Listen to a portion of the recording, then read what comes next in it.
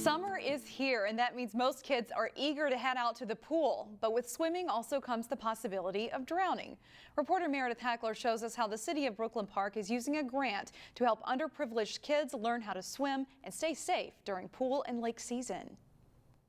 You want to hold my hand? 3, 2, 1, jump! One thing most kids look forward to during the summer is swimming. And I even learned how to breathe underwater with my nose. But for some kids, learning how to swim can be a barrier due to financial constraints. There are several lakes around the area and pools and different things like that that people have in their backyard, and we just want to make sure that they have the opportunity to learn some safety skills. According to the CDC, drowning is the #1 leading cause for unintentional death of children ages 1 to 4 years old. As for African American children ages 5 to 19, they are 5.5 times more likely to drown than their white counterparts. Those numbers are staggering, but thanks to a grant from the USA Swimming Foundation and Hennepin County, the city of Brooklyn Park for a 3rd year in a row is able to provide free swimming lessons to underprivileged kids. I learned like all kinds of fun things like front glides, back glides, doing my kicks, all that good stuff. And learning all that good stuff could potentially save lives. They're learning to listen and hang on to the wall and get that first time opportunity to get in the water and get acclimated. And they need to do that at a young age because the younger they learn, the less they will have fears later on in the water. And while most won't leave swimming like Michael Phelps, the goal is to keep them safe if they find themselves in a dangerous situation involving water. We hope that the kids take away survival in the water and safety and just understanding that water is very powerful and that when they're in it and or around it, that they can help themselves at least have fun and be calm. In Champlin, Meredith Hackler, CCX News. A question now facing many suburbs. Should they allow development of land to build homes in heavily wooded areas or leave the land as is? The Brooklyn Center City Council addressed that question this week when it voted on a new housing proposal. The land in question is south of 69th Avenue North and west of Highway 252. It features an abundance of trees and is partially owned by the city's Economic Development Authority. Centra Homes wants to build 30 single homes on the 7.5-acre site. The project would fill a need in the city for larger 3 to 4 bedroom homes. This week, the City Council mulled over the merits of the project against concerns, including the impact on wildlife. You know, one of the things that really sets Minneapolis and surrounding areas, and Brooklyn Center included in that, apart from many parts of the country, is the urban forest. We need to bump up our tax base, and we need to offer an opportunity for people that want to stay in Brooklyn Center, but perhaps are more fiscally able to move up and want, a larger home. The project passed 3-0 with Mayor Elliott abstaining. The homes would range in price from $315,000 to $350,000. The developer plans to replant about 3 trees per lot. Getting outside on a bike is one of the easiest ways for kids to reduce screen time and enjoy the summer. As Delane Cleveland explains in this week's edition of What I Learned at Summer Camp, the Lopet Foundation is teaching kids how to get the most out of their bike riding experience.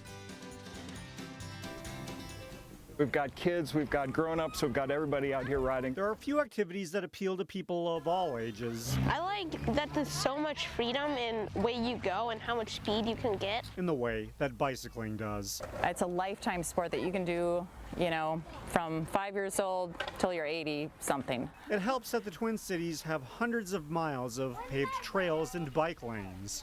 Hi. But the Lopet Foundation's Trail Kids Mountain Bike Camp helps kids realize that when they're on 2 wheels, there's plenty more to explore. Riding a bike on pavement is pretty straightforward. Get on it and pedal, but as you get into the trails with some bumps, some trees, some things you're trying to avoid, there's a whole bunch of tricks and things you can do to make it a much more enjoyable experience. Anyone else? Twice a week, dozens of kids, Let's ride. and a group of adult coaches like Stephen Yore. You guys ready to ride? Yeah! Let's do it. Meet up at the trailhead and ride through Worth Park's unpaved trails. So kids see nature and just get away from it all and get a little dirty. Kim Ruddy is the director of the Trail Kids program, and throughout the course of the month-long camp, kids learn a variety of skills. So it's everything from learning different positions like ready and neutral, having your pedals level when going down hills so you don't hit rocks. Yeah. But most importantly,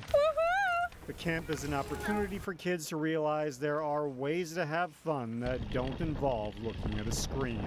Get them away from all that. Get them into the woods. They meet friends. It's good for them. It's healthy. In Golden Valley, It's just a great environment to be at Wolf Park. Delane Cleveland, CCX News. July session spots for the mountain bike camp are still open for around $160. For more information on how to register, you can find a link on our website, ccxmedia.org. Some area middle schoolers got the chance to see what it'll be like when it's time for them to get jobs. This is going to be a super good opportunity to learn a lot more about small businesses because we're actually working at one. Almost 8th grader Sky Vickerman worked a lunch shift at Rock Elm Tavern in Maple Grove.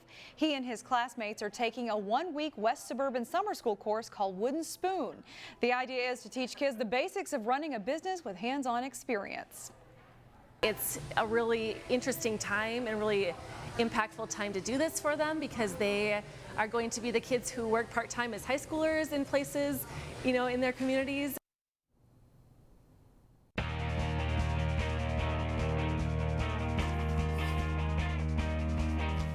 One of the best track and field athletes ever in our area received a big award at his school Wednesday.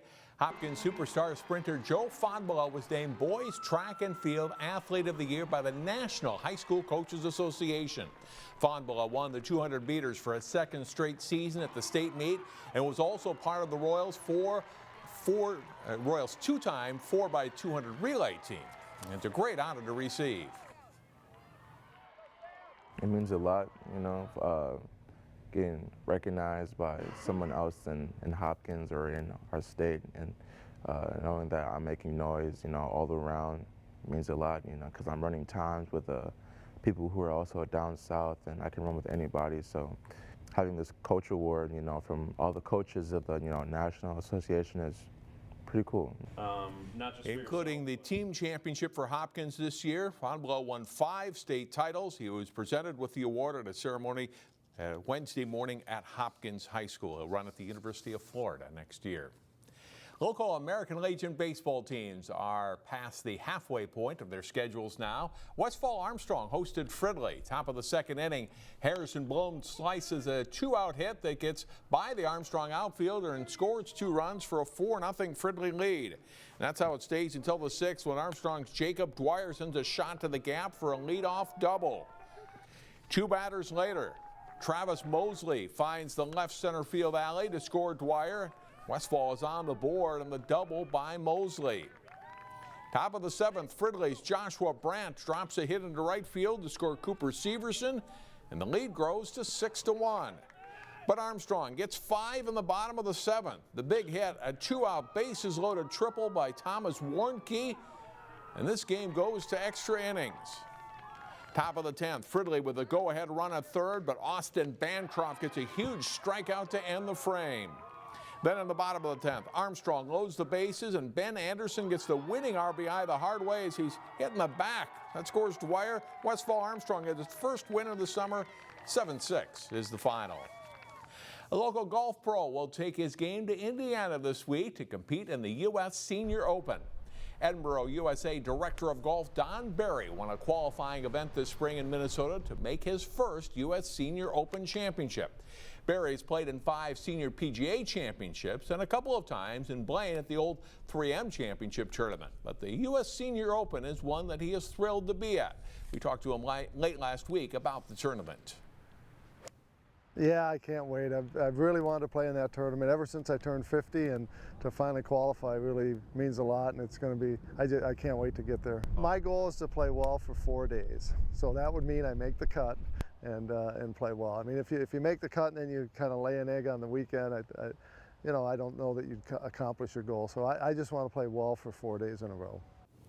The 4-day Senior Open begins Thursday morning at the University Course in South Bend, Indiana. It's one he hasn't played before, and spending these days before the tournament learning as much as he can. I have not been there. I don't know many people who have played it, but everything I've heard is it's really good. It's a lot like our course from what I hear. You know, kind of the modern design and target golf, and really looking forward to it. A lot of it's going to be the greens and the rough. You know, it's a U.S. Open. So that notorious thick rough, and I know they've had a lot of rain there, so I'm expecting the rough to be really thick, and the greens are going to be fast. Barry says he will play in the Edinburgh USA Pro-Am and the State Open here in Minnesota in July. Shannon, back to you. All right, thanks, John. 4th of July celebrations got underway a little bit early in Plymouth as families participated in the Happy Birthday America Parade. Preschool and elementary age children rode bicycles, tricycles, and pulled wagons in an Independence Day themed parade at the Hildy Performance Center. After the parade, the Alphabets Band performed. The event has been going on for approximately 10 years and usually draws some 300 people.